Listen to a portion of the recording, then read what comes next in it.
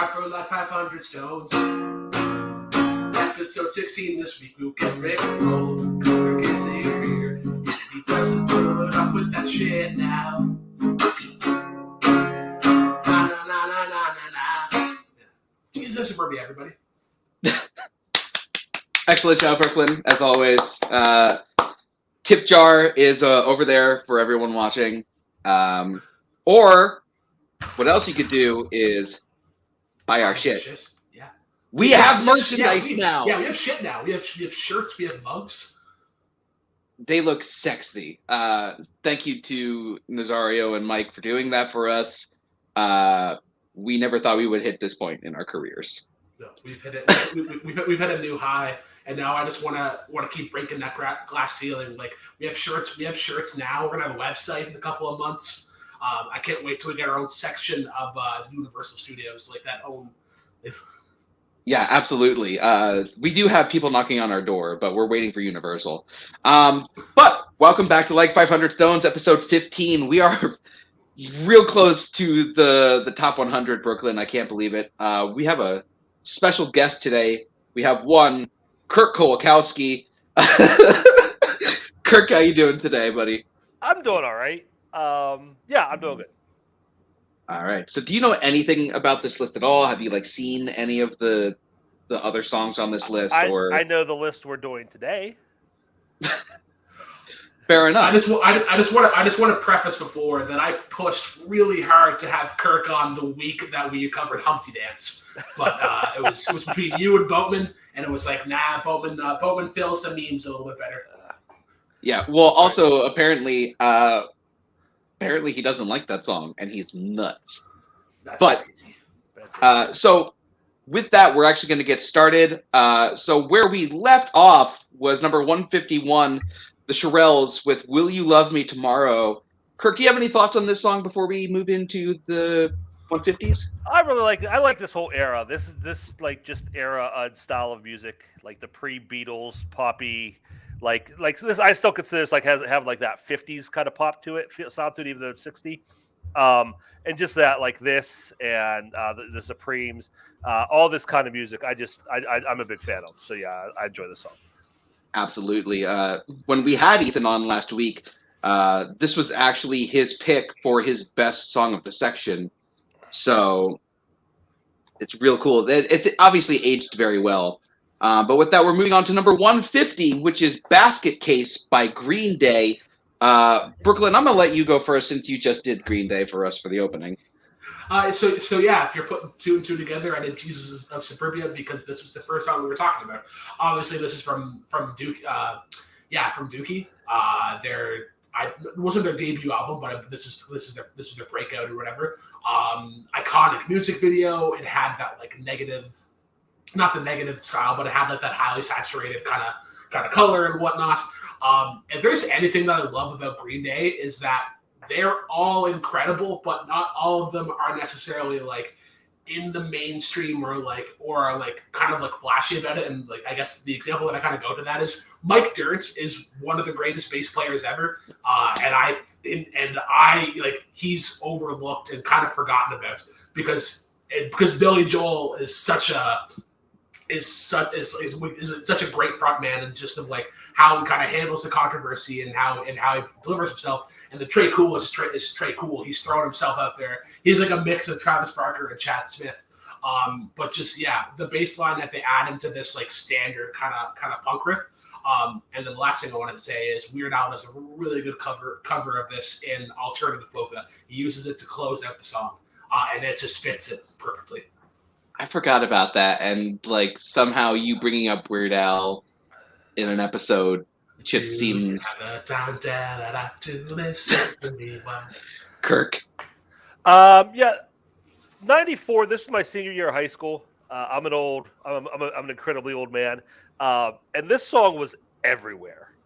And there are certain songs from the 90s that were so overplayed in the 90s that here, 20 some years later, I'm still a little sick of them. And I think that did, and I've never really connected to Green Day that much because they were so oversaturated when they first came out that I just enough already. This song's good. My favorite part of it is the beginning. You know, I hate being on the show, you guys, because I'm just going to sound so stupid talking about music. I have no idea of terms or terminology or anything. Somebody's like, I like the sound of the beat. But no, like just that opening, the opening verse when it's just him and the guitar, and then the music comes in. It's really strong. From there, the music or the song kind of gets a little like, I don't know. I lose interest in it after that. But it's all right. It's probably for me one of the better Green Day songs. This song actually just came on today in my car, and so I have a real fresh opinion of this. This song's actually, I think this song is incredible. I think that whoever produced this layered it perfectly because every instrument in this is absolutely crisp and clear, and each one balances the other one out. And what I love about this song the most is this really snide sense of humor that it has. Like the one verse where I went to a shrink to analyze my dreams. She says it's lack of sex that's bringing me down. Then he talks about going to a whore and he's basically just sobbing the entire time. It's this really great like sense of humor that this song has that I think really does build it to that kind of like greatness in my opinion of it. I actually think 150 is a great placement for it, but I can see Kirk's reasoning behind the song. However, if he says anything negative about this one, we might throw fists. Number 149, Rocket Man by Elton John. Kirk, how about you start us off? Let's see if you fall off the tightrope or not. No, I really like this song. It kind of reminds me, obviously, it's an easy comparison to Space Odyssey by David Bowie, which is another kind of like same kind of like sci-fi storytelling. And I think it was at I don't know if it was Bowie's funeral or if it was just a tribute for him. But Elton John did a version where he kind of like combined the two songs. It was pretty cool. But no, like I said, I liked it just the fact it's based, I think, on a Ray Bradbury story, and just the idea of it, like it sounds like a big grand. You know, the music is big and there's orchestral and everything, but it's just basically about this astronaut who sees it's like a 9-to-5 job, and it's real. It's just like the mundane aspects of his life. And they put out a music video for, I think it's just probably about 4 or 5 years old animated music video. It tells the story really well.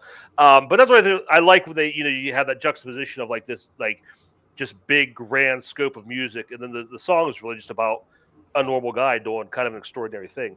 So yeah, it's great. And, it's all the Elton John, flourish and everything. So no, I think this song definitely belongs to the top 150. All right. You're on my good side right now, Kirk. Yeah, this song is great. I think the big part of this song that sticks with me every single time I listen to it is that Brooklyn, you're better at instruments than I am. Is that a slide guitar, or like a steel guitar, or like what that? I think it's a regular. So there's kind of different. I don't think it's quite a steel guitar, but I think it's just somebody that has the because usually if somebody wants that slide effect, they'll usually have like a glass tube on a ring finger or a pinky finger, and I think it's just that. Yeah. Well, if that's the case, then like whatever that is sticks with me every single time because it does create this great atmospheric kind of sound to it that almost kind of resonates like a metaphorical blasting off into space. It's a weird way of putting it, but like that's kind of how I feel when I listen to it. And Elton just sounds incredible on this song. His vocals are just so great with mixed in this production.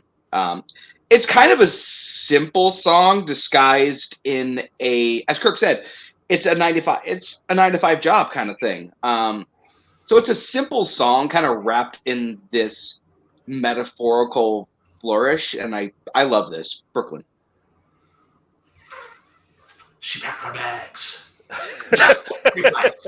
I'm really sorry, but Stewie Griffin does the best version of Rocket Man. Oh my god! I thought you were doing the Shatner version. Well, both. I mean, like the Stewie Griffin version is based off of the Shatner one. I think both are equally awesome. But yeah, I'll get what I don't like about this. I'll get what I don't like about this song out of the way first.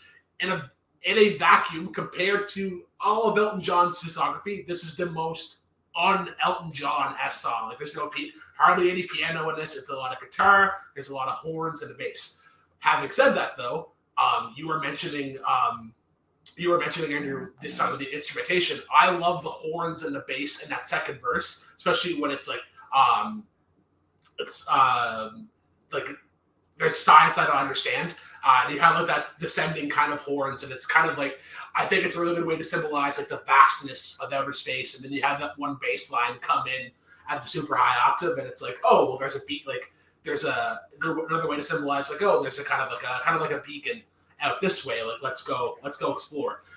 But yeah, if we're talking just Elton John discography, yes, this is his best song, but in his own sphere, it's not. So it's like the least Elton John song that. Yeah. Okay. Well, I will say that last time on the 2010 version of this list, this was 245. So it's actually risen by almost 100 spots.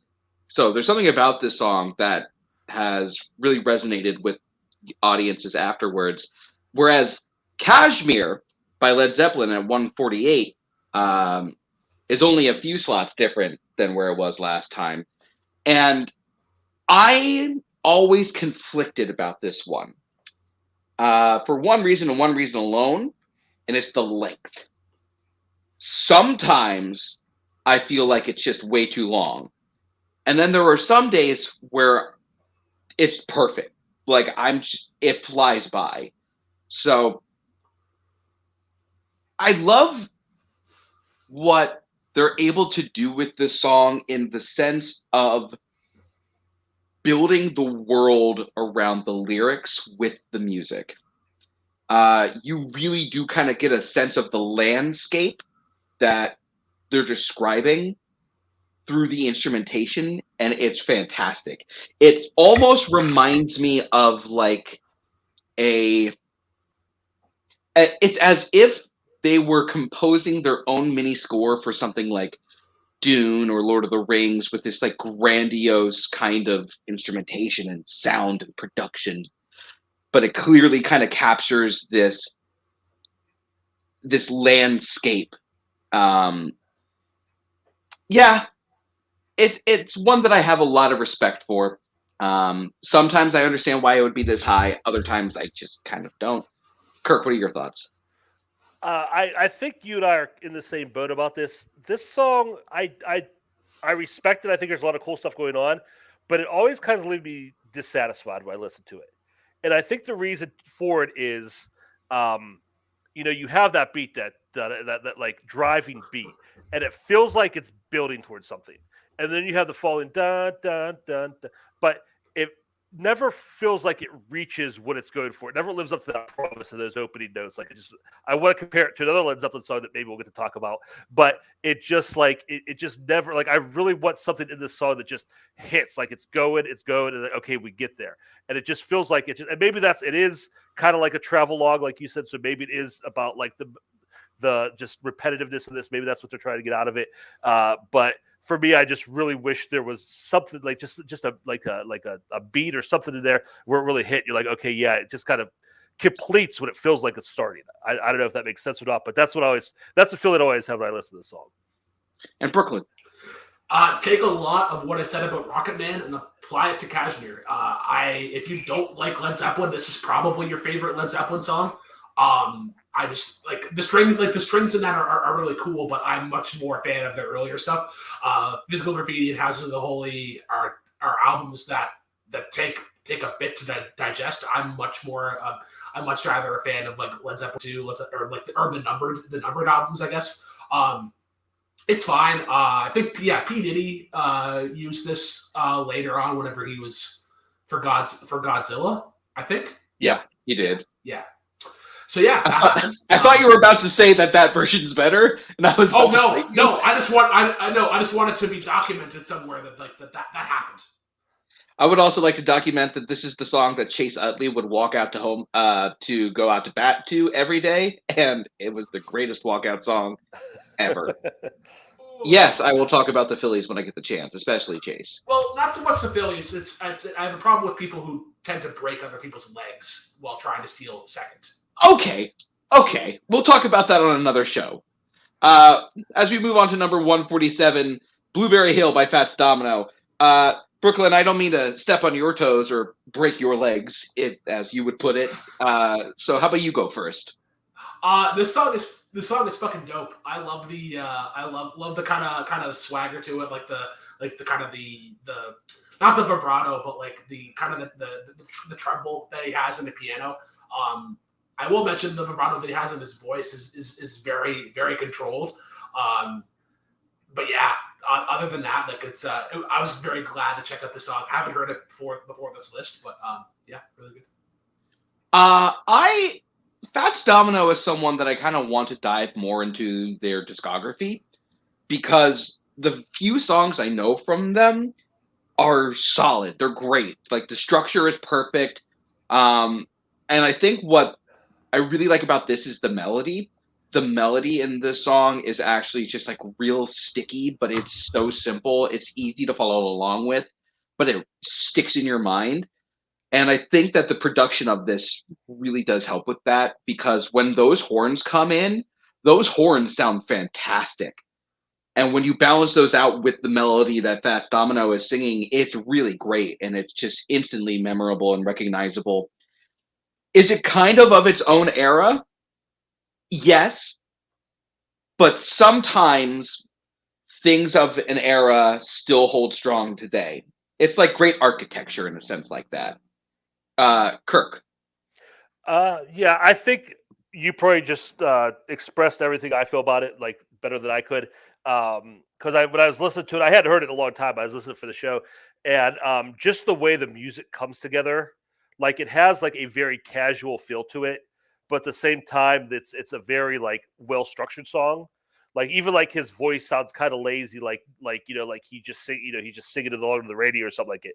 It doesn't sound like a very like manufactured song, but there's a lot of pieces at work when you listen to it closely. Like I just love how you have that like ongoing tap tap tap tap tap tap drum beat, and then you bring in the horns, you bring in everything else, and then you bring his voice in. Like it's a very simple song on the surface, but there's actually like a lot of layers, a lot going on with it. So you can listen to it, just enjoy it, sing along, and it's fun.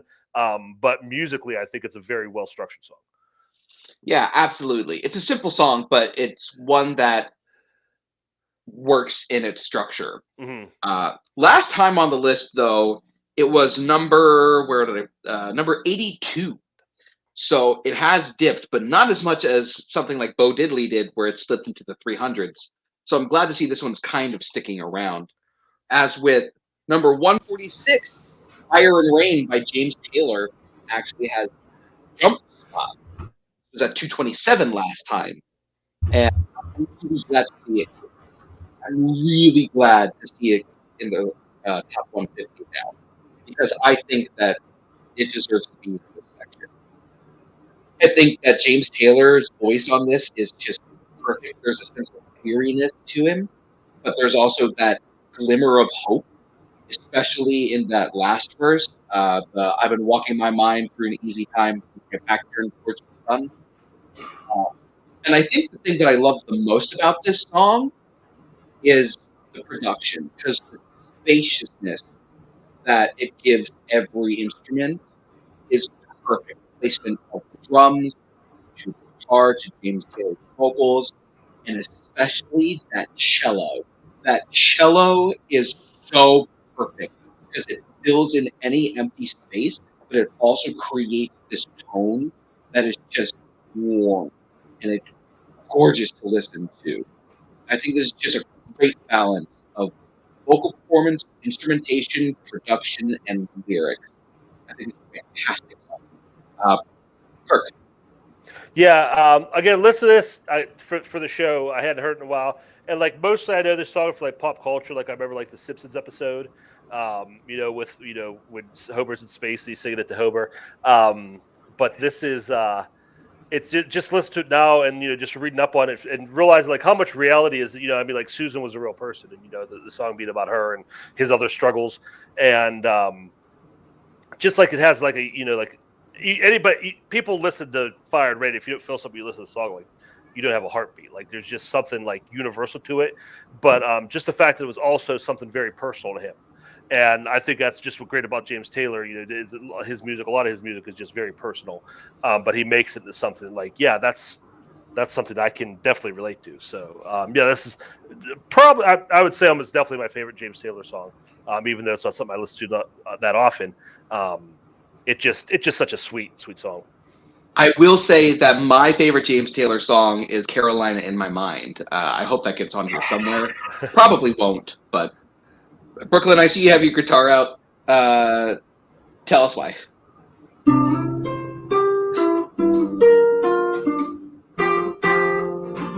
Just one of the coolest intros ever. I love that just intro. enough so we don't get sued for copyright. Exactly. Yeah. No. Like, if you're a guitar player and you're always looking to learn, you're always looking to like expand your craft. This is probably like one of like intermediate ones where it's like, or you're trying to pick up on like finger style. And I think it has some really good examples of that.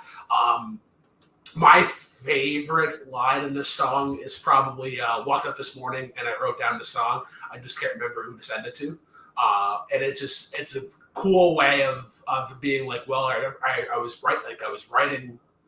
writing the song, but I had that perspective, and now they're gone.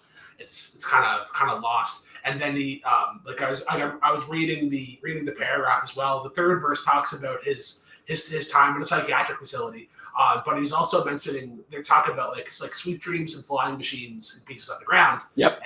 And like the time when he was with that band. If we're talking favorite James Taylor songs, I think this is my favorite. My second one might be "How Sweet It Is to Be Loved by You." Also good choice. That's a bop, but yeah. Yeah, absolutely. I'm glad you brought up the Sweet Dreams and Flying Machines piece because I wanted to do that as well. It's just a really well-crafted line, and there's just a lot of emotion behind it. It's fantastic. As we move into number 145, Miss Jackson, by Outkast. Kirk, I'll let you start us off with this one. I hadn't heard this song in a really long time. Honestly, I forgot how hard the beat goes. For me, what I remember, like I always thought, like honestly, I thought the chorus was kind of cheesy. That "I am for real." Ooh. I always thought that was kind of cheesy, and like that's what I remember about the song. But that beat, just like with that, like that backtrack to it, is so good. I'm not a big fan of like Big Boy's rap part in it. I like Andre 3000's his more like sing style to it, I think is the better part of the song. Honestly, I'm surprised to see it in the top 150. I think there are a lot better songs from this era that should be in this range. Maybe they'll be higher. I don't know. But for this, I just remember when it came out, I didn't think it was, that great. It's good. Like I said, listen to it now. Like I really enjoy the beat, but that's really the strong point of it. Hey, Amaru, you can send your hate mail to one Kirk Cole. No, we've been over this. It's to Because I'm Boatman. I'm sorry. Yes. Because I'm Boatman. Sorry about that. That's correct. Brooklyn, how about you talk about this song? Yeah, I'll defend this song. It's fucking cool. This song made me realize that Big Boy is to rapping as to what Ryan Stiles is to humor. They work a lot better when they're pissed off. If you get that in the lyrics. Like this song talks about like Big Boy's talking about custody battles that he's going through with his baby mama, and just that anger fuels the words. But what I love about Big Boy and what I love about Outkast in general is that Andre 3000 is very much like he'll fit the flow, but he'll go on different beats. Whereas Big Boy is incredibly unorthodox. he's kind of almost like William Shatner in a way where he'll stagger a bunch of syllables together and then leash it out. It's not for everybody, but those that like it a lot. Wow, I've never thought about that before. I love this song. I think this is a song that my era really grew up with and attached to, because I remember being in college and just for some random unknown goddamn reason, just before like one of our classes starts, like for some reason we all started singing this song. It was just one of those moments I remember from college that's just being really weird but great. What I also really like about this song is like the dichotomy between Big Boy and Andre, because Big Boy's playing this more anger, aggressive kind of role, whereas Andre's playing the more wistful, heartbroken, like sad that this relationship couldn't work out. Thoughts of me, thoughts of she, thoughts of we, whatever happened to the thoughts that we had, like that whole thing. And I also, that beat is incredible. I had to look up the producer's name because I can never remember. It's Earth Tone 3, also known as Mr. DJ. This dude, whenever he works with Outkast, is just incredible. What I also really love the most about this production is I think it's like a rolling snare. It's whatever that thing that just kind of sounds like in the background every once in a while. It just really builds whatever's going on musically in there, and it's just so unique and so interesting. And especially the line about you say it's puppy love, we say it's full grown. You literally hear a puppy in the background actually with the voice of that dog aging. It's kind of incredible. I love this song. I think it's great. I think it deserves to be 145. Depending on what day you ask me, I might say yes. But we'll see if I feel the same way about number 144, Jumpin' Jack Flash by the Rolling Stones. Brooklyn, how about you start us off with this one?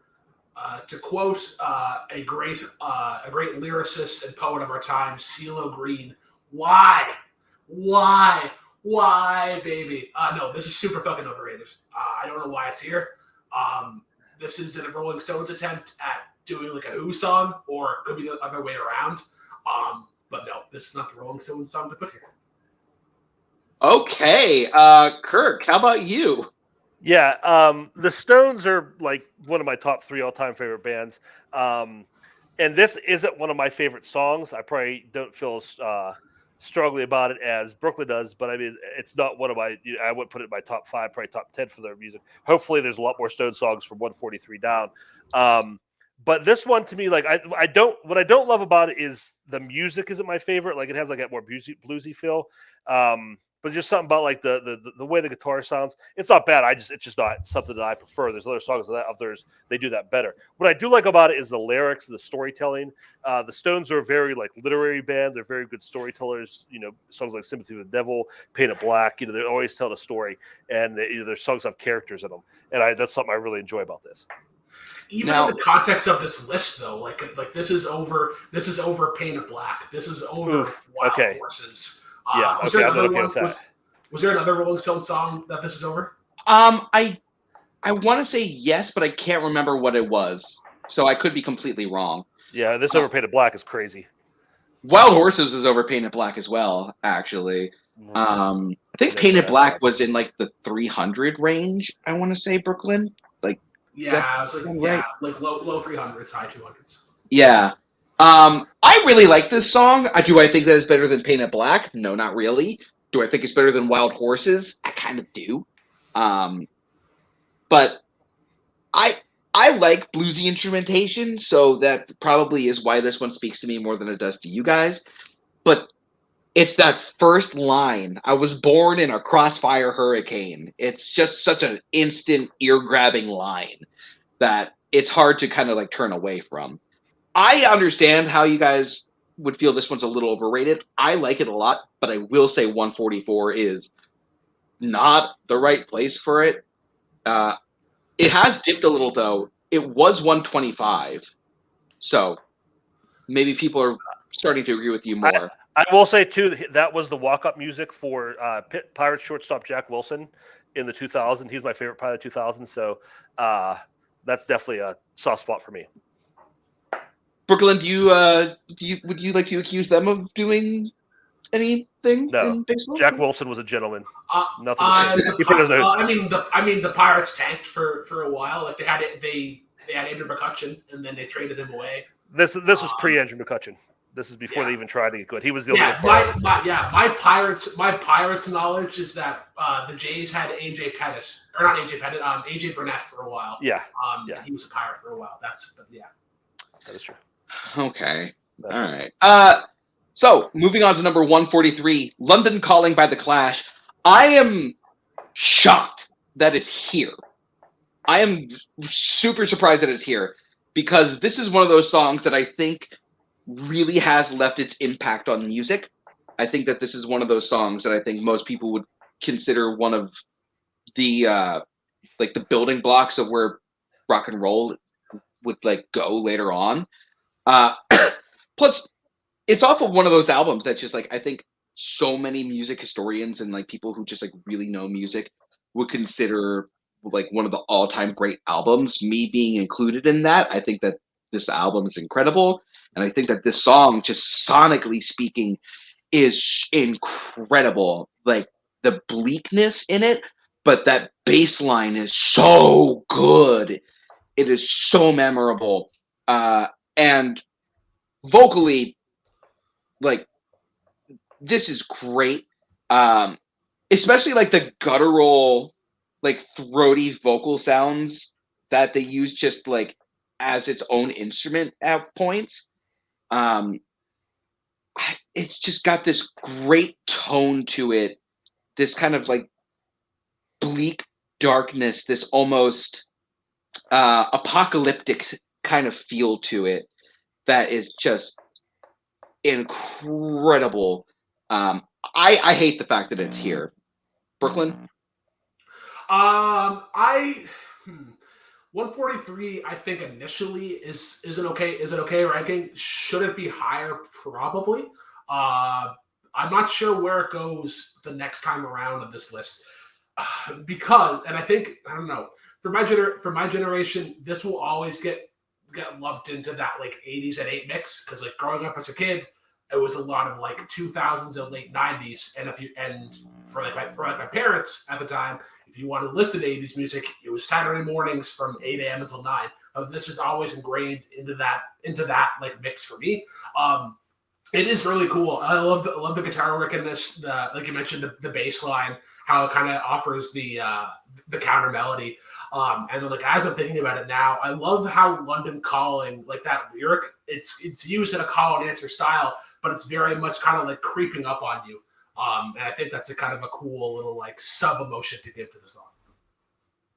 And Kirk.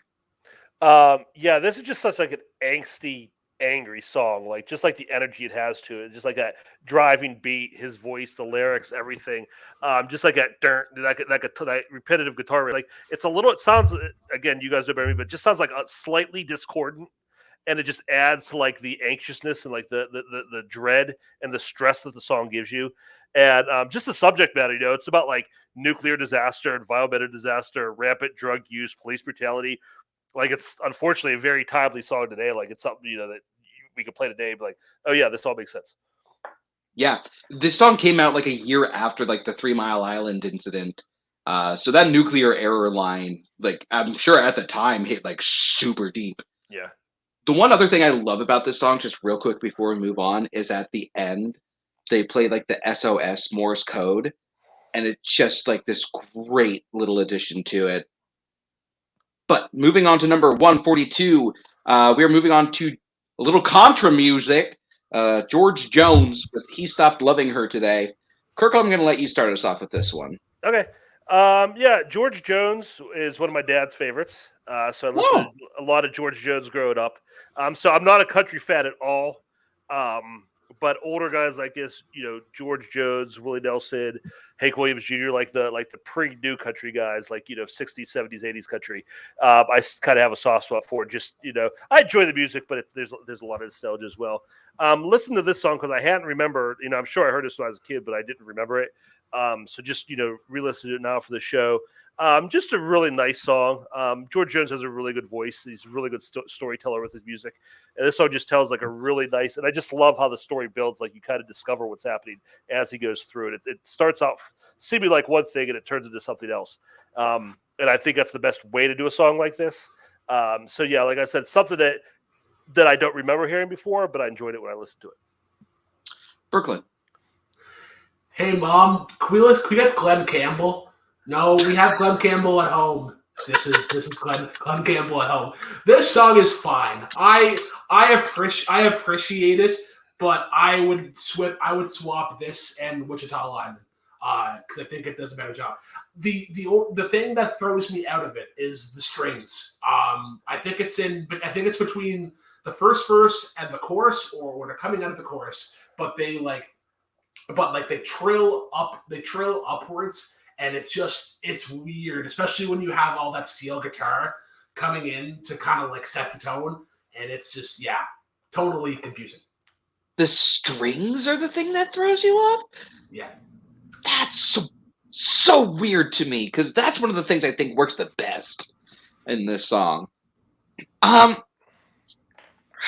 This song, I actually really do love this era of country music. Like Glenn Campbell and Willie Nelson and like Dolly Parton and like the 70s era of late 70s, early 80s era of country music. It really is a great time for that genre. Bobby Gentry. And like this song is just so bleak. There's something about the bleakness of this that I just can't get into. Yeah, it sounds very nice. The instrumentation and the production is very luscious. It's very nice to listen to. But then that spoken word part comes in and it just grinds the entire song to a halt for me. I get how it works for some people, but man. Let me ask you this. Do you think Johnny Cash would have done it better? Wait, say it again? Because that's the one thing I thought, but this would make a great Johnny Cash song. That's a good question. I don't know if he could have. Because, you know what? Yes, I will say yes, I think he might have. But the instrumentation would have been completely different. It would have been more earthy instead of luscious. And I think that may have worked better for me. I don't know. Once again, it sounds great. George Jones is a great artist, but I don't know. As we move on to number 141, Maggie May by Rod Stewart, one that I think more people will know. Brooklyn, how about you start us off? I love the build-up to this song. The intro is really cool. It's like one of the few uses of like Victorian or like Renaissance era kind of guitar work. And I think that's more meant to kind of symbolize like the dream that I guess Maggie is in. And then they slowly build in with the 12-string guitar and the mandolin or whatnot, and then they just have that like boom boom, wake up Maggie. And I just think it does such a good job in getting into the tone. Rod Stewart is not necessarily one of my favorite vocalists, but I have a soft spot for him. Just in because of his cover of Ooh La La, or his rendition of Ooh La La. But yeah, my favorite lines in this started or find myself a rock and roll band that needs a helping hand, or like I'll steal my daddy's cue, I make a living out of playing fool. It just like it kind of puts you in a time and place. Where it's like you're down at the Legion or whatever, you're hanging out with friends, and Maggie May's like a girl at the bar, or a girl that's like talking with some friends or whatnot. This is pretty cool dad rock. So I like the instrumentation. I think the instrumentation is really great. That mandolin is just fantastic, chef's kiss. Rod Stewart to me is like, so I've said multiple times on the show that Neil Young is a guy that his vocals either really work for me or they really don't. And Rod Stewart is the exact same way. His vocals either work real well for me or they just don't work at all. And some days it kind of flip-flops for me when it comes to this song, but the lyrics kind of make me uncomfortable sometimes because it is clearly about a younger man with an older woman, and by younger man, I mean like schoolboy age. I'm pretty sure this is about a woman who has run off with a student. So good, uncomfortable in that sense. Kirk. Yeah, Rod Stewart for me is somebody I've never really like. I don't dislike him, but I've never like. He's always just kind of been there. This is the one song of his that really works for me, and I think especially listen to it. I was listening for focus on the lyrics and just try to get understand the whole song. You're right, Bar. Like there's some real darkness to these lyrics, and again, I like how that's juxtaposed with like that upbeat, like it's like an upbeat poppy song, but there's some like dark things going on in the story, and like this guy's life is kind of wrecked. And and Stewart's voice, like I said, it's never been a voice I connected with. But telling this story somehow, and just the way it's—I don't know if the way it's mixed or what, but like it's kind of haunting the way he sings. It's like that raspiness in his voice. There's just like kind of like a pain behind it, and so like it really connects to me on that level. Again, I don't know if it should be 150 level. But as far as Rod Stewart songs, yeah, definitely. Brooklyn, Kirk, you put that better than I could have. Yeah, I think you've got a real good point with that. As we move on to number 140, No Woman, No Cry by Bob Marley and the Wailers. I have said it before. I think Bob Marley is a genius. I think he was an absolute genius. And even the rest of the Wailers. I think that this was a group that was just full of people who were just like the best kind of people in their craft. There is such I'm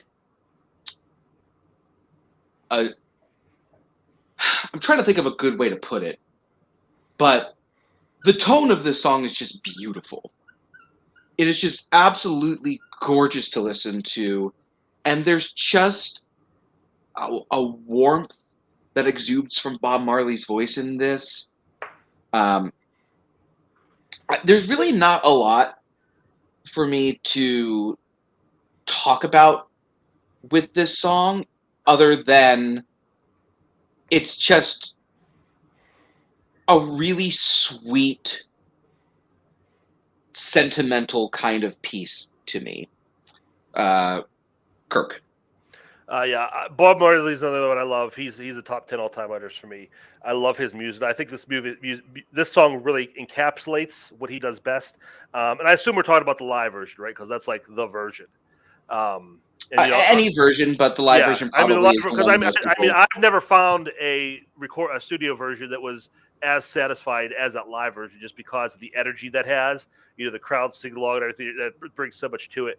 But what I find it has such a melancholy feel to it, and I think that's what was great about Bob Marley, his music in general, but this song specifically, is finding just maintaining that positivity and that love in negative situations. That's kind of what this song is about, is finding nostalgia in bad times.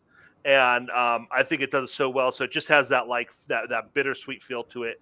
And it's just so well captured, like I said, especially that live edition. And Brooklyn.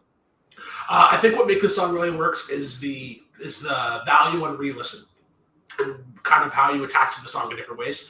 Because I wasn't familiar with this song before the list, and I don't really understand why. But the first time around with it, I was really hooked on the keys, and I was kind of letting that set. I was kind of settling into that section for the beat and whatnot. But coming back to it, I would always go back to the guitar and that percussive element that it gives, because Kirk mentioned, like, it's a super melancholic song. It still has that reggae. It still has that reggae feel. And you can still dance to it, similar to like we've talked about since past, like Could You Be Loved? It has that same vibe, but they're two completely different songs emotionally. Yeah. Unfortunately, last time on the list, this was number 37 overall. Yeah. So this has taken a dive of at least 100 spots. Hopefully, this is one of those cases where like it kind of gets rediscovered, and next time they put this list out, it bumps itself back into the top 100. Because I'd be surprised. Like this could take another dip, but I'd be surprised if it goes. I'd be surprised if it goes out of the top 200. yeah. As for something that I don't remember seeing on the 2010 list at all, is Vogue by Madonna. Brooklyn, I know that you had some things to say about the last Madonna song that was on this list. So what do you think about Vogue? This song is cool, but my question for both of you is this song at 139 if the music video never existed? Because I think the music video helped this song a lot. I would say no, but there are probably a lot of. I'd say 75% of the songs on the top 500 from the 80s. You could probably make that argument for. Yeah, I guess you might be right about that. I would probably not this high. It might make the list, but maybe not this high. Because this is a cool Europop song, but all I can think of is like the boom, like that kind of thing, and it takes me away from like the great things about the song. Just double checking one thing real quick. Yep, no, I was right. Wasn't on the list last year. So for it to debut this high, especially above some of the other songs that we've just talked about, is a little nuts to me. Which is, I want to say that I love this song. I actually think this is one of Madonna's best songs. It's got this really different sound for her, where it's kind of this weird. I'm trying to think of a way to put it, but it's kind of almost avant-garde in its structure compared to other Madonna songs like Borderline and True Blue and things like that. It's got this different atmosphere, this different tone, but it's very sleek. And there's just something about it that is very good, very, very unique, very interesting to its sound. And she sounds great on the song as well. I can't put it into words why I like this song so much, but I really do. I do think this is too high, but I think that it does deserve to be on the list in general. Kirk. Yeah. It does have a great video directed by David Fincher. That's right. Yeah.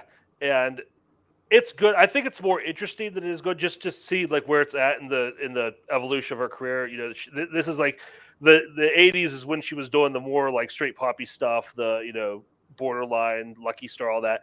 90s is when she started to do this kind of stuff. I think was this before or after Like a Prayer? I think this is after Like a Prayer, right? I think it was like just after Like a Prayer. Yeah, so this is like when she started like getting a little more experimental, getting a little more, doing a little more creative things like this, going outside the box. So it's an interesting point in her career. It's a catchy song. It's a fun song. Like I said, great video. I don't think it's a top 500 all-time song. Fair enough. As we move on to number 138, Heart of Glass by Blondie. I'll start us off with this one because I'm a big Blondie fan. I've talked about Blondie multiple times on Jukebox Playlist. I think I've even talked about this song at least maybe once or twice. This is our third time talking about this song in almost 2 years. Yeah, absolutely. But there's a reason for that because it's amazing.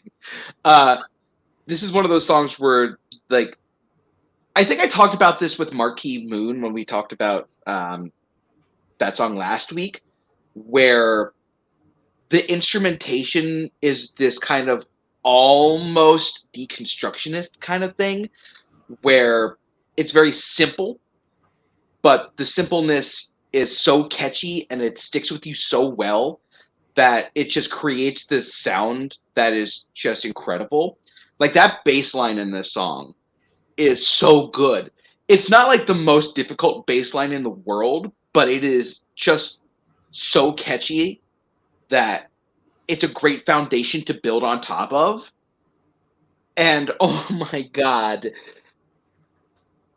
the vocals on this, Debbie Harry just sounds incredible. Like, she's kind of got like this light, feathery kind of sound to her, but it's got just enough of an edge for that snide, cynical, sarcastic kind of lyrics that this song has.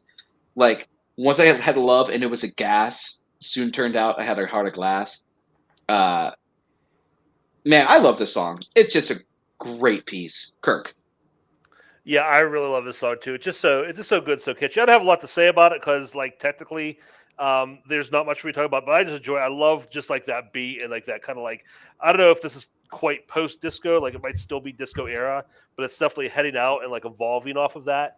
It's like just at the crest of new wave. Yeah, and like you said, Bar, her voice in this is just so good, just like that, like light, airy, like almost like just the words are all one like constant sound in certain parts, and just like that beat, and then the way it builds up during the chorus, it's just a perfect, just like drive out the windows down song.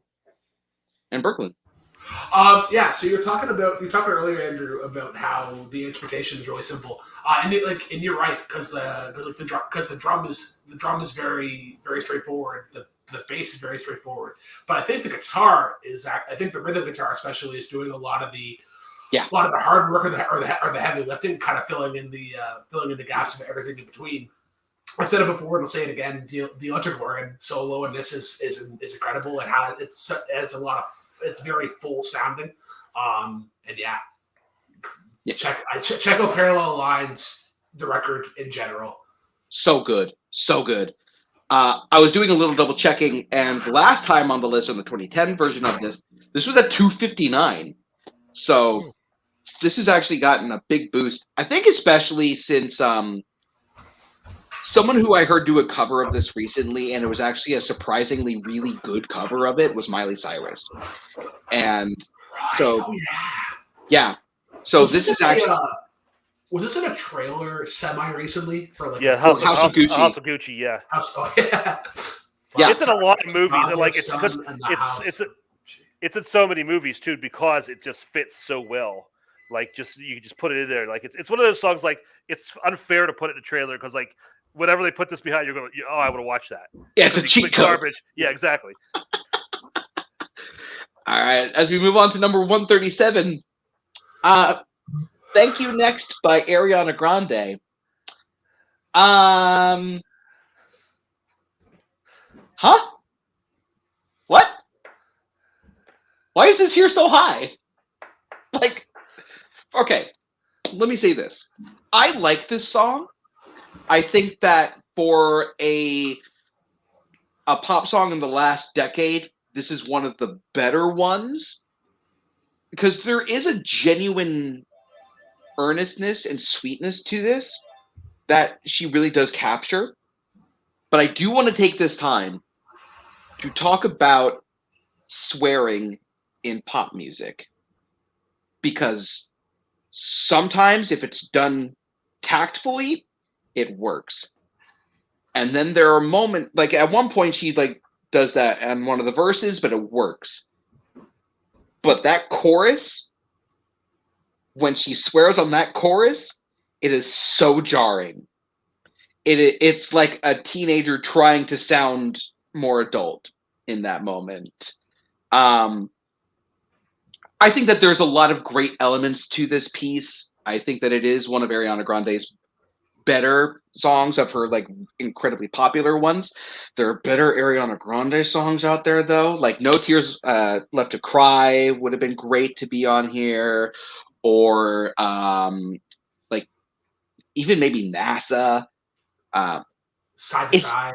Side to Side. I don't know about Side to Side. That's a good one, but I don't think it's top 500 worthy. But like it's just so off-putting to see it this high at this point of compared to how young it is. It's a 2019 song.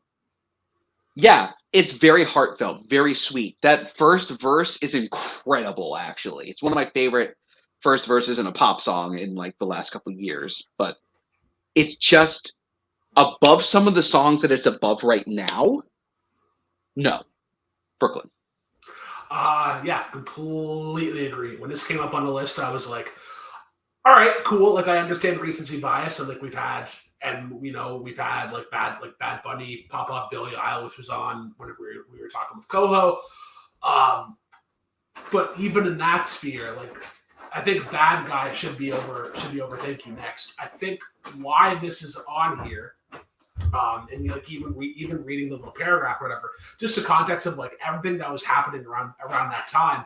Like I completely forgot that she had a concert in England where like all those people were killed, and then like her engagement with Pete Davidson, Mac Miller, the death of Mac Miller passing away. So yeah, I think from that perspective, this is a cool song. This will be a song to always go back to and kind of pick apart the lyrics and see like what they're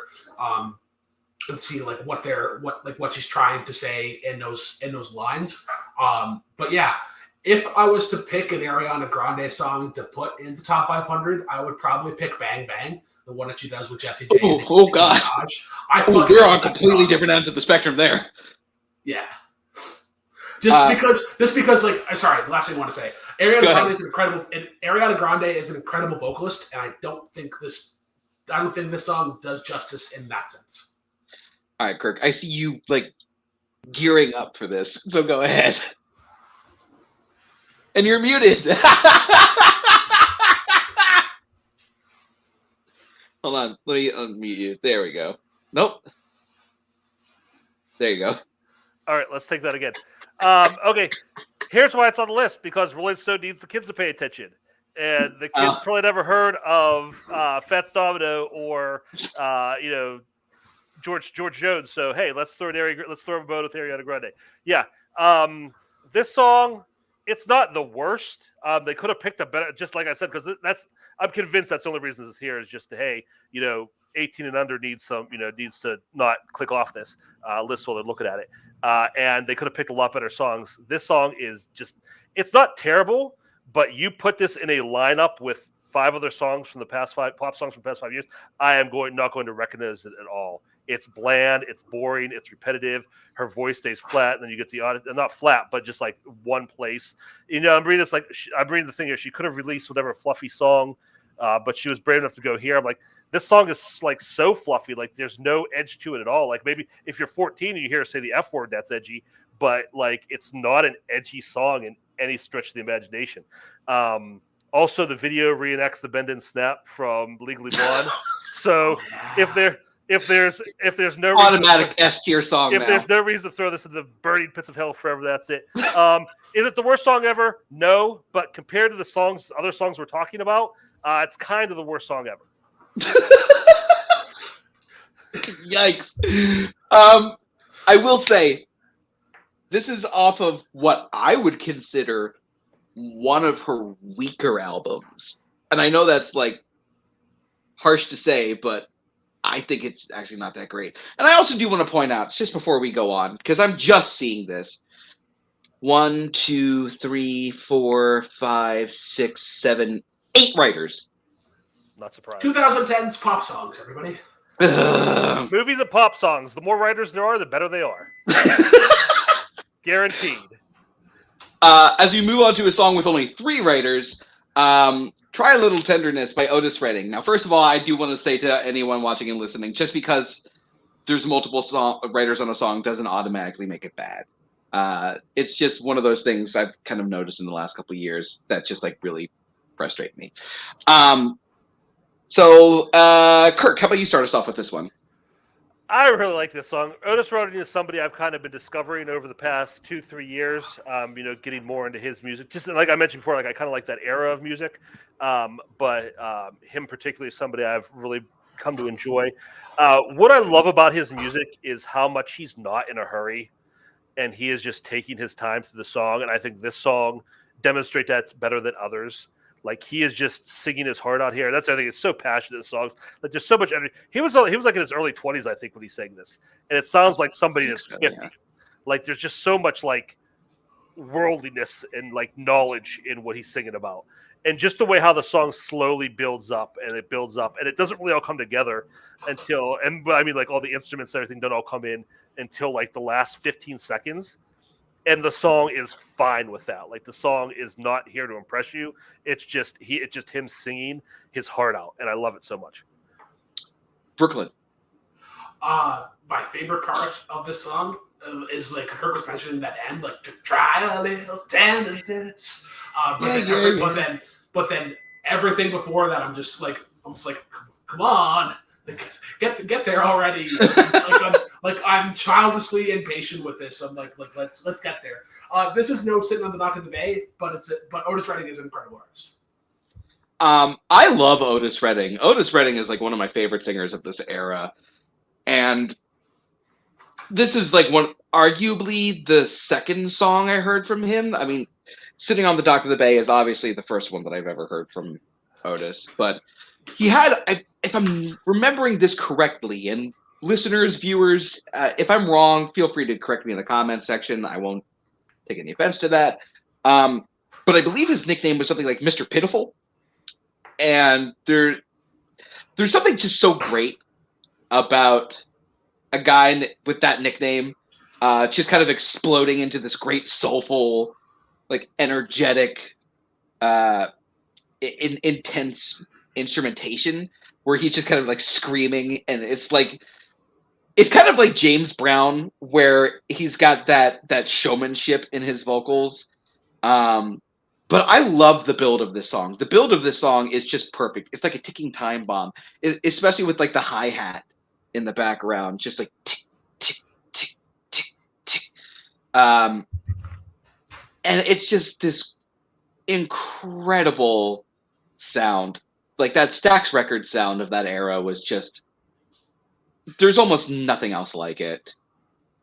But as we move on, we're going to move on to number 135, which is She Loves You by the Beatles. Brooklyn, how about you start us off? This song is just fine in terms of Beatles. 135 is a touch high, but I think why it's here, and I think why it will stay here, is the harmony that John and Paul have in the verses is kind of unmatched, and not a lot of people have that kind of chemistry and that sort of natural kind of flow. I kind of jokingly say with Brennan and Ladies that Stephen Page and Ned Robertson are really, really good harmony, but these guys are the king. And yeah, other than that, that's it. Okay, Kirk. I know. I'm making sure I'm not. Yeah, I'm with Brooklyn. This is lower tier Beatles for me. And I mean, there's really no bad Beatles, but this isn't like, and I should say mid tier, not lower tier. This isn't high up for me. Something I do love about it, I love like 50s high school pop and those songs that talk about like the feelings of high school and like being in love at that age. And I think this is just a great Beatles take on that. You know, I think it's like really captures a lot of like their influences from that, you know, from they were younger. And the drum intro and just Ringo's work in this in general, I think is great. I think Ringo is, you know, he's the butt of a lot of jokes, but I think he's completely underrated as a drummer. And I think he's doing a lot of great work in this. Yeah, I think the thing that Ringo does really well is that he holds on to the rhythm and he doesn't falter from it. And by that, I mean, like, he doesn't ever veer off too much. He's always got that rhythm and that groove right behind you. It's like this great cradle. I love this song. As people can tell, I'm like a big Beatles fan.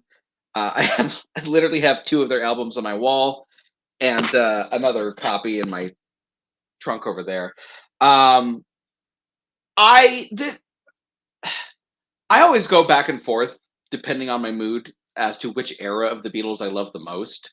Because there was a big chunk of time where this was the era that I considered the best era of the Beatles. And I think the reason is because it's simple, but it's so well crafted. Like it just sounds incredible. Like the atmosphere is so warm and pappy and happy. It's just like it captures the mood of the lyrics so perfectly. And then, as Brooklyn said, the harmonies between John and Paul, it's just phenomenal. I love the song. I get how the simplicity would kind of put it at a lower end compared to things like Strawberry Fields Forever or Eleanor Rigby or While My Guitar Gently Weeps and things like that. But this one is a soft spot for me. It has dipped a lot. I was double checking, and it was at number 64 last time this list has come out. So we'll see how it compares to other Beatles songs that will inevitably come up. As we move on to number 134, which is What's Love Got to Do with It by Tina Turner. Kirk, how about you start us off? Yeah, besides Ariana Grande, this was the song I was most surprised to see on the list. Because I remember this from the 80s, and I mean, to me back then, it was just another, pop song. And I still kind of think it is. Like, I think it's a pretty run-of-the-mill pop song elevated by Tina Turner's voice. I think you give this to 95% of the other, artists who were active at that time. This song is completely forgettable. No one remembers it. I think her voice does a lot to it. I think there's just that like soulfulness she brings to it, and that that just like that sound that she has. I think that's what makes this song. It kind of loses me on the chorus because I think the verses are a lot more, a little slower, a little sultrier maybe. Where you get into the chorus, it takes that like high beat to it, and it becomes just like more like a generic 80s pop song chorus.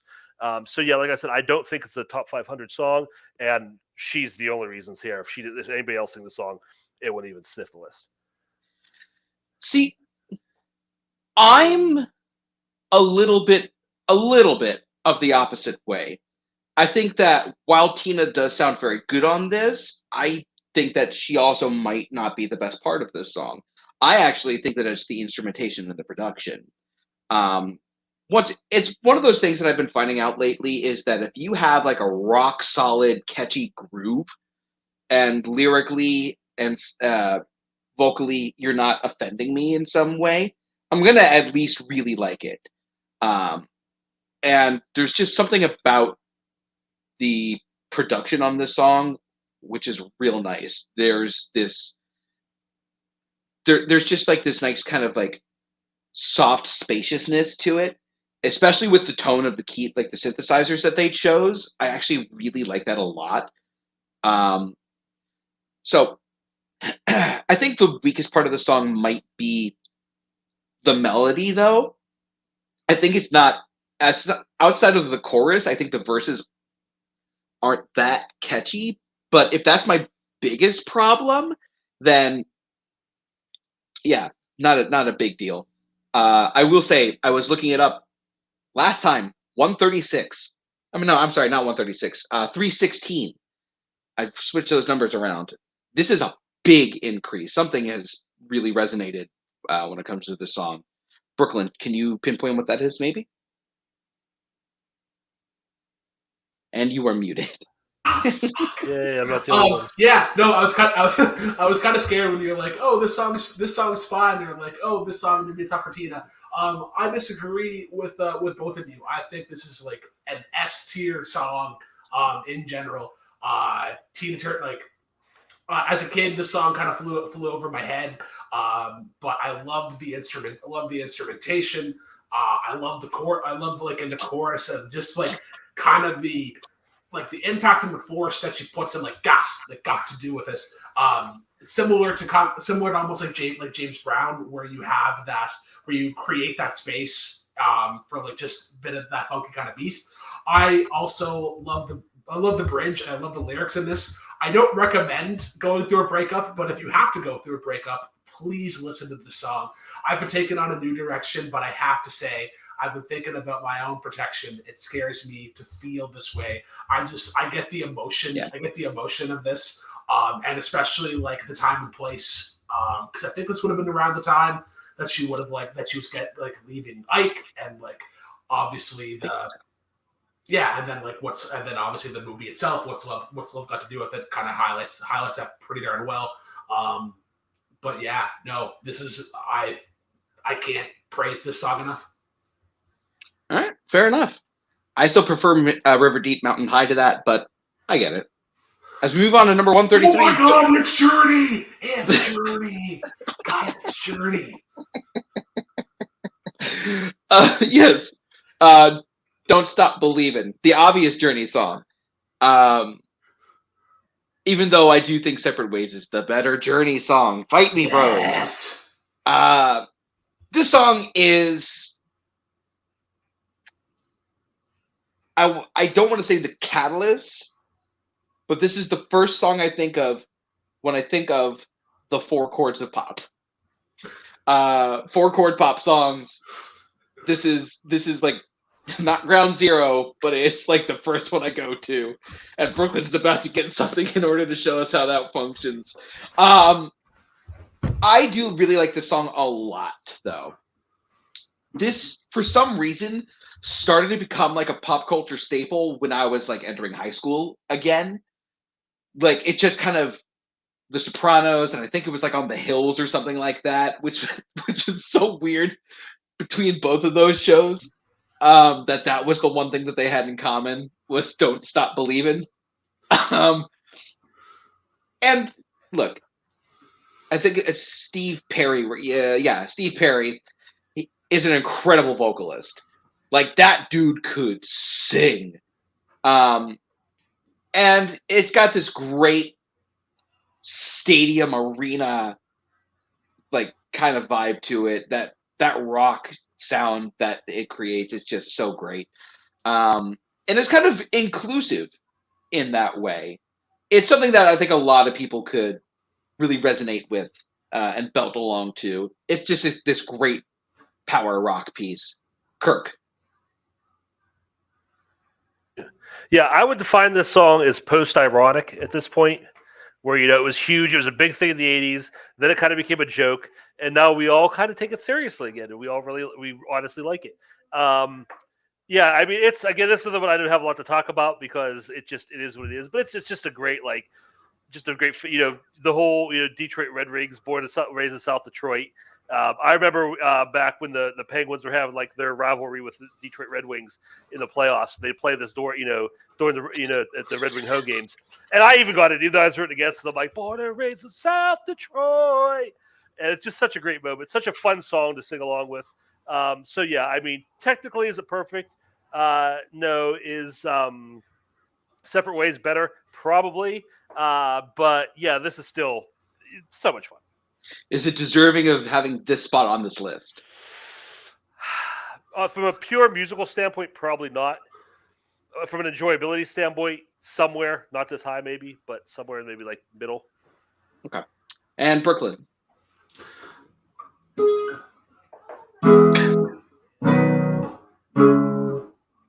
Those are the 4 chords. And they just repeat those all the fucking time. But it's so much fun, Jan. It is. I shake my head. And it's like I shouldn't be singing along to this. This is really close to being like Sweet Caroline, where it's just like I hear it and I'm like, no, I'm done. I'm done for the night. That's harsh. It's all right. It deserves to be on the list. I think the best spot for it might be like just outside the 200s or like 190. It's fine in that sense. If you like Journey, if you like this song and you check out, and if you want to check out other ones, like Andrew mentioned it as well, Separate Ways.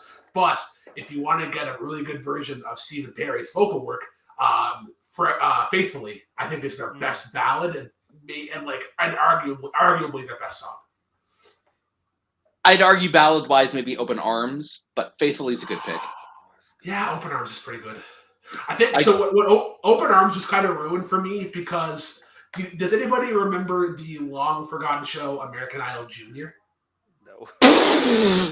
There was American Idol Junior at one time, and we had a CD at one point, and one of them covered Open Arms, and I can't listen to it the same way. Why that's your fault for having the American an old junior CD. Don't blame the last Kids Bop album. Don't blame Up in Arms for that. Right. Before we move on, I do want to mention last time on the 2010 version of this list, this song was not existent. This I am shocked to hear that. This is one I feel like would have been on the list before, but See, I don't think it had like the cultural hit at that point. Like, I think it was just starting. Like, I don't think it was completely ingrained at that point, like it is now. Fair enough. As we move on to number 132, Eric B. and Rakim Paid in Full. Brooklyn, how about you start us off with this? This is an incredible hip hop song for the beat alone. This is incredible. This is a really cool bass line.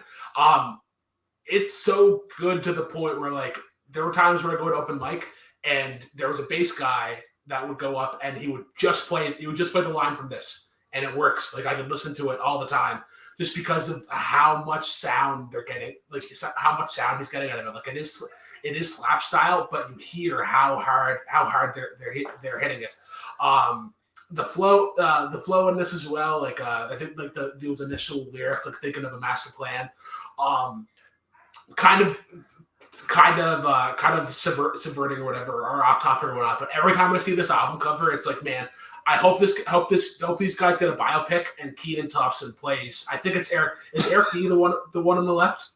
Because it's super fucking uncanny. Because I'm like, is that Keaton Thompson? Holy shit! Okay, Kirk. Yeah, this is a lot of fun.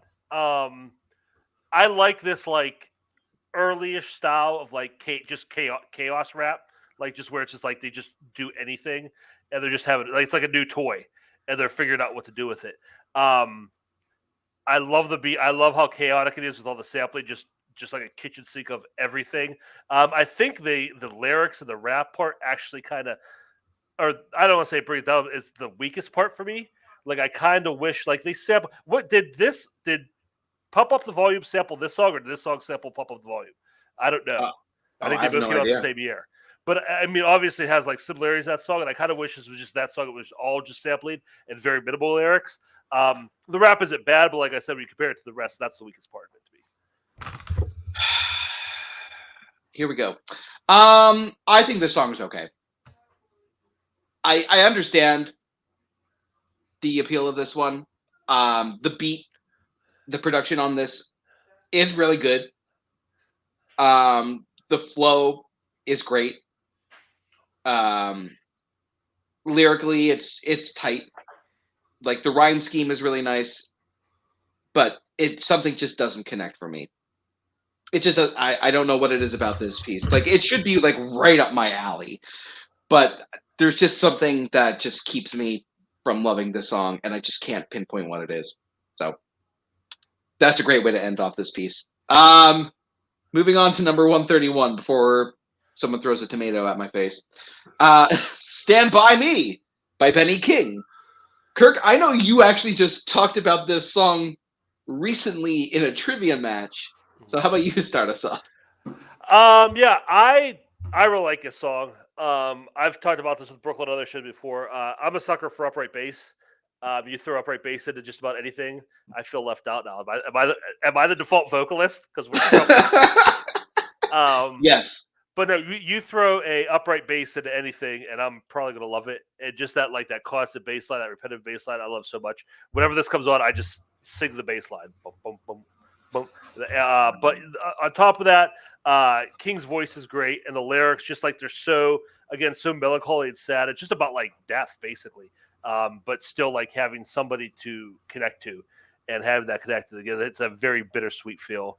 And, obviously I love the movie and I connect it to the movie, and it's a great song for that movie because it captures that feel so well. But yeah, this is a great song and deserves a high spot like this. Brooklyn. All right. So I want to talk about the bass line for a second and why it's cool. It's like you have like you have that attention to detail and like the beat or whatever.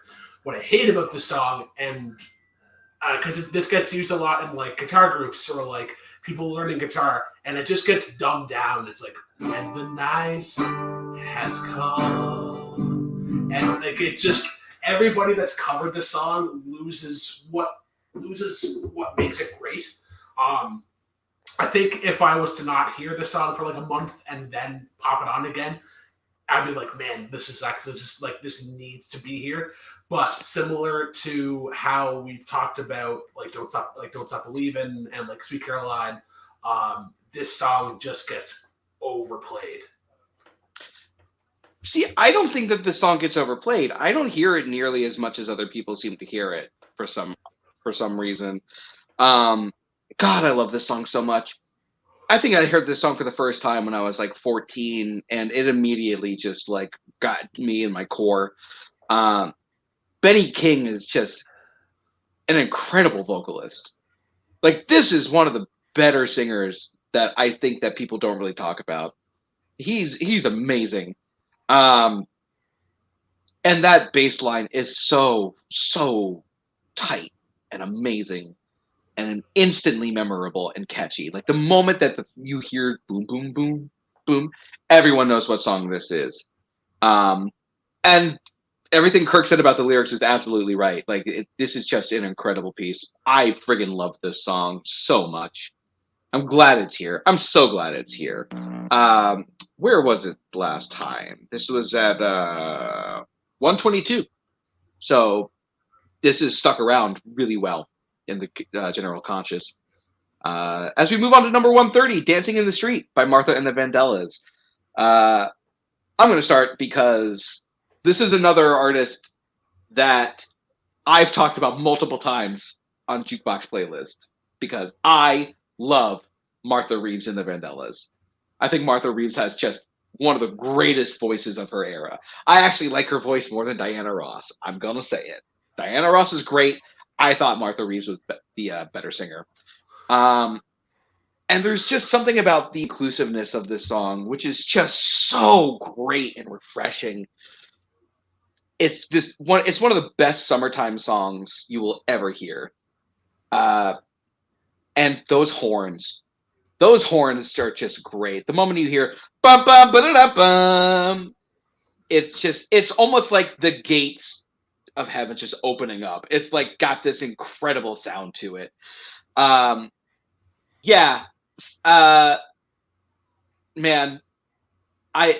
listening to this version of the song over and over again recently makes me hate the Mick Jagger David Bowie version so much more.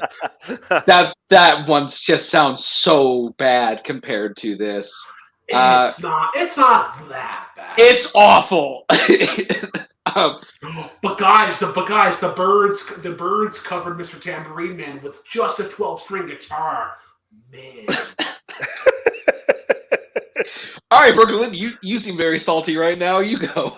So yeah, I might have jokingly said at one point in this community that the Mick Jagger and David Bowie version is better. I'm wrong. I'm very wrong. This is the better version, but the Mick Jagger David Bowie version is okay.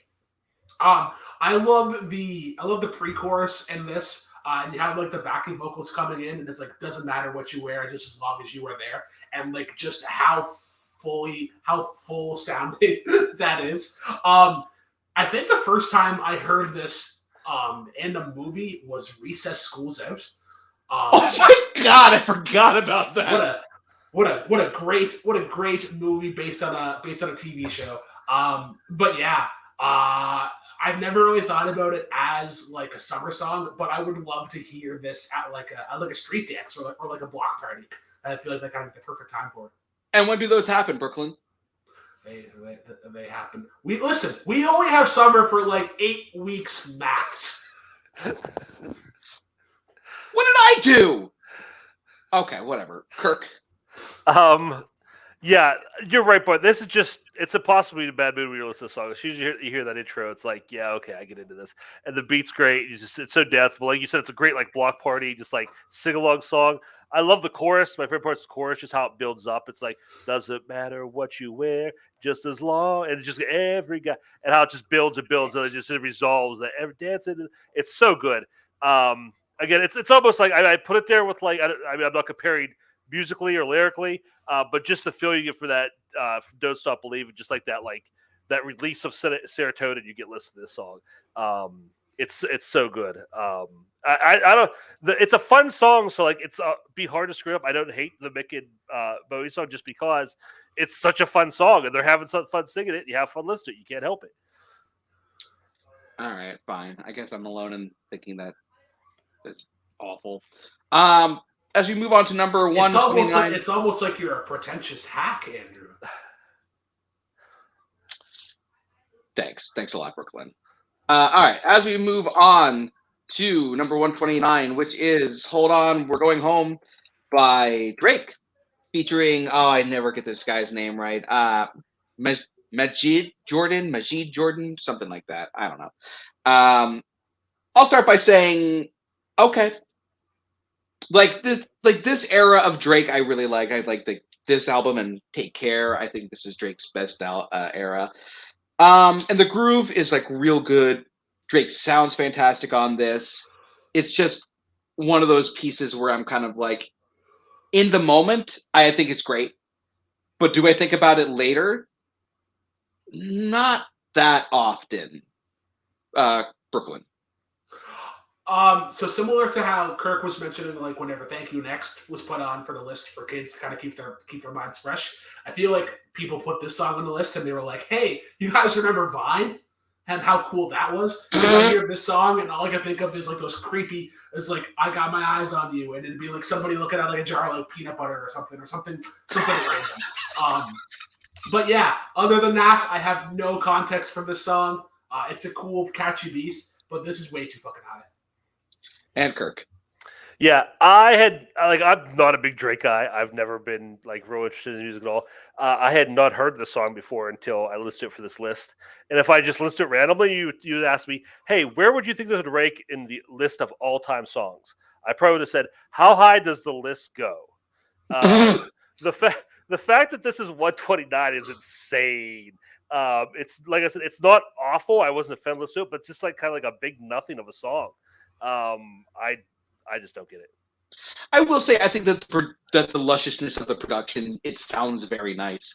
It's a very good sounding song, but like, 129. Yeah, no. All right. With that, we're going to move on to number 128 with "Whole Lotta Love" by Led Zeppelin. Brooklyn, how about you start us off? So yeah, I was talking earlier about how I love Led Zeppelin records that have numbers. This is one of them. "Whole Lotta Love" is fucking unreal. It's not my favorite Led Zeppelin song, but it has a lot of things that I love. We've talked a lot about on this series, like opening lyrics and how they kind of grab you. This is one of the ones. Like you need cool and "Baby I'm Not Foolin', I'm gonna send you back to school," and just that guitar riff is really cool. John Paul Jones's bass work in this is cool, and then how they kind of break it down, and it's kind of like trippy, not quite trippy psychedelic, but it's like does a lot of reverb on his vocals, like "Way Down Inside, Woman You Need," and then you have that the two chugs, and then you have him building on just like love, and then the rest of the band comes in. I think it just works really well. I think this is like one of their opening singles or whatnot. If there was a song that I'd put on in the spot that couldn't be "Whole Lotta Love," I would put in "Ramble On." That's probably my favorite Led Zeppelin song. But yeah. Okay. Yeah, I think this song is great. I think it uses the shifting like headphone thing really well during that like the middle of the song, during the bridge, where it kind of like slides in between each ear. It's great. And John Bonham, my God, that dude was just one of the all-time great drummers. Like he's just his work is incredible, especially on the song. Amazing. Yeah, I think this is probably a good place for it. Yeah, this is probably where I would put it as well. Kirk. Yeah, when we were talking about Cashmere, this is the song I wanted to compare it to, because I just love from that opening riff, that dun dun dun dun dun, and it just goes and it goes and it's so hard. And then it gets that spot the part Brooklyn was talking about where like it just stops and you just have the percussions and that little, I don't know if it's in a triangle or what, and then you get some vocals coming in, and then it just gets all these other sounds that I don't even know what they are, and it gets real cacophonous, and then the bass sneaks in a little bit, and then the drums are just da da da, and it sounds like a machine starting up, like this great giant engine just burnt, just going and going and going, and then it stops again one more time, where it's like woman. And then it kicks back in. Dun, dun, dun, dun, dun. I just that first time it stops and then kicks back in. That might be my all-time favorite single moment in a song ever. I just love that so much. It's just so powerful. Hits so hard. I turned this I was trying to go through like all the songs one more time today on my way home from work, and I put this one on repeat because I couldn't stop listening because I love it so much. This is, if it's not my favorite Led Zeppelin song, it's top 2 or 3. Okay, very quickly, it's not a triangle that they use in that section, but it's the thicker part of a cymbal that they use. Okay. So if you're looking at a drum kit, there's like the hi-hat, the toms, the floor toms, and there's usually like a cymbal off here that they use for more. It's called like a splash cymbal. It's wider, but they use like a thicker bell part, and it's used a lot in like jazz. But that's a really cool version. Yeah. And Brooklyn, I think it's time for us to applaud ourselves again for picking the right person to bring on for the episode. We seem to have an excellent track record for that, considering we don't know what the list looks like ahead of time. No. Yeah, no. Moving on to number 127. That would be Waterfalls by TLC. Brooklyn, I'm going to have Kirk start us off with this. This is another song. Came out my senior year of high school, and it was like really overplayed. So I got sick of it for a while, and it went away. And now I hear it. It's I like it. It's a catchy tune. It's the non-radio. The radio edit's the one that cuts out the rap, right? I believe that is the case. Yeah, I like it better with the rap. I think that's good, but I think it's like their vocals are great. The three of them together, they harmonize so well, and I think this is probably the song where they do that the best. Just real. And I don't know who's who like which one of them is. I know who's rapping, but when they're singing, I don't know who's like doing what part. But I think this one might be Chili. Yeah, just like that, like real deep throatiness she has, and it just really hits. And again, like the subject matter, I think her voice again adds a lot to that. But yeah, and the music, again, I don't know what the sounds are, but there's like some different beats in there and stuff that are a lot of fun. So yeah, this is one I've come back around on after just being completely burned out on it in the 90s. I come back and I can appreciate it. I think 127's high, but I could see it being on the list somewhere. Yeah, I love this song. I think that it was T-Boss. She was the one who took the lead on this one. I love this song a lot. I think that TLC had some of the best producers in the game working for them because all of their songs sound incredible. And the vocals are great. Lisa Left Eye Lopez just kills it on this. I think Lisa is one of the most underappreciated rappers of all time, in my opinion. I think that she just does not get the credit that she deserved before passing away. However, I will say I think No Scrubs is better. I think I would flip the placement of this and No Scrubs. If not, put this in the 200s. Where was No Scrubs at? It was in like it was on the episode we had Cody. How many episodes ago was it? This was one we had Cody on last. Oh, so like somewhere in the low 300s, just as it's about to hit the 200 range. That's pretty high for No Scrubs. Yeah, absolutely. Brooklyn. Yeah, it's a really cool song. I love that bridge with Chili. Like I saw a rainbow yesterday. I think that's really, really cool. I was misconstrued, I guess, as a kid. I thought this was written by a man named Steve Coltz because my dad saw him at a concert one time, and he wrote another big song, "Jewel You Were Meant for Me," and I was like, oh, cool! Like this, he wrote 2 really big songs, and I learned as we were researching for that is the case. But he does a really good cover of it. But also, Crazy Sex Cool is an incredible record.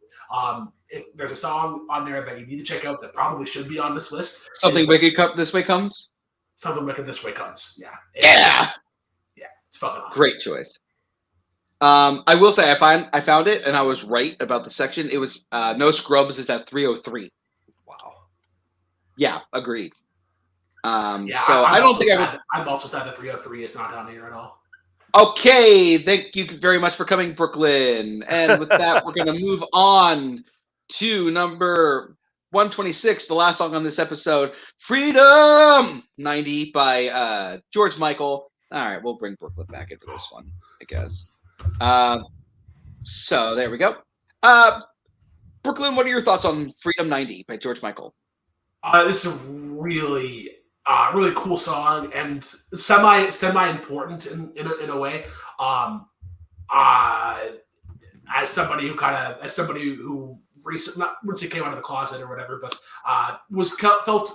came to terms, I guess, with that sphere. It was reassuring, I guess, to kind of listen to the song in that sphere, knowing that George kind of went through a similar process. I love the pre-chorus in this and kind of how it builds up everything. There's lyrics I'm trying to look for in particular. What is it? You do that, and I'll talk a little bit. Yeah, go back. Yeah, I think that this song is about kind of him just trying to break out of the stereotype of like what George Michael was at the time. There was even a performance where he does this song and he burns the leather jacket from the Faith music video. And it's one of those moments of just like musical freedom that he's expressing and just like him as like person in general. And I think that it really does show well here, especially with like the layering in the build up to the chorus that like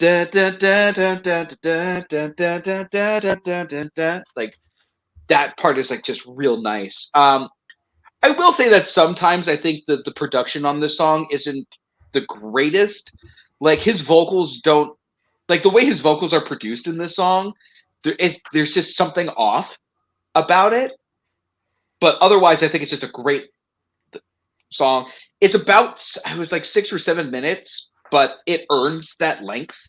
So yeah, this is a solid song. I think maybe a little high, but definitely in the 100 to 200 range is perfect for it. Kirk. I love this song. I think this song is so great. It's another one of those songs where as soon as you hear that dun dun dun and you hear that piano, then everything kicks in, that drum beat, so good. It's a very personal song for George Michael, obviously, as Brooklyn referred to.